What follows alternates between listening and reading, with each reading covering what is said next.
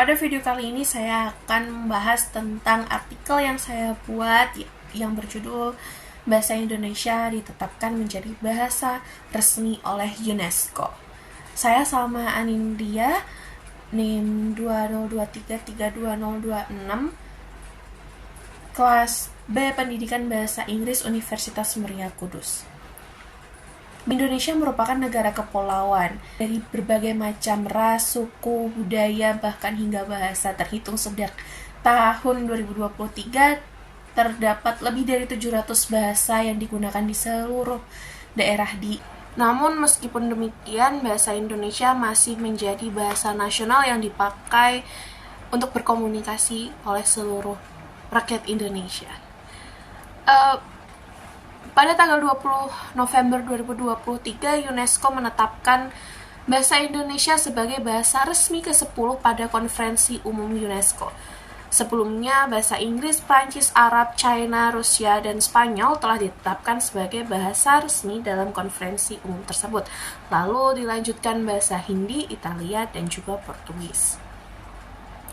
Badan khusus PBB yang membidangi pendidikan, keilmuan, dan kebudayaan menetapkan bahasa Indonesia melalui resolusi yang berjudul Recognition of Bahasa Indonesia as an Official Language of the General Conference of UNESCO. Awalnya pemerintah Indonesia mengusulkan hal ini pada General Conference UNESCO.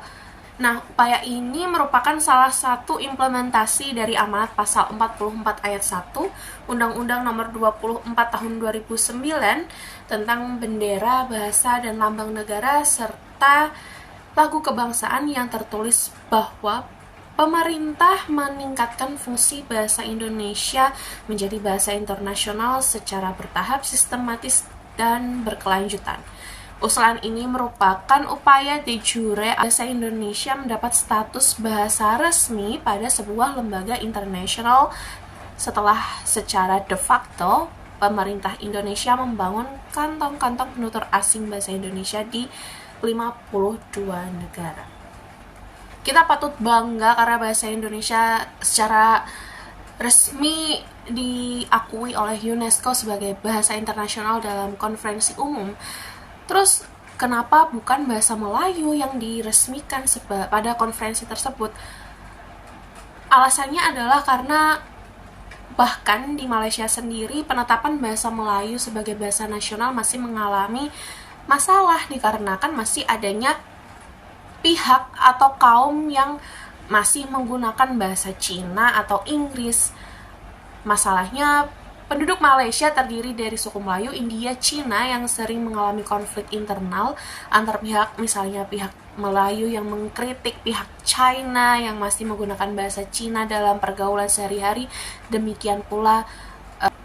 Nah, setelah melalui berbagai pertimbangan, akhirnya UNESCO menetapkan bahasa Indonesia sebagai bahasa resmi. Nah, menurut UNESCO, bahasa Indonesia ini dinilai bisa menjadi bahasa pemersatu, at least di wilayah Asia Tenggara, gitu. Hal ini membuktikan bahwa sebenarnya Indonesia cukup berpengaruh di kancah internasional.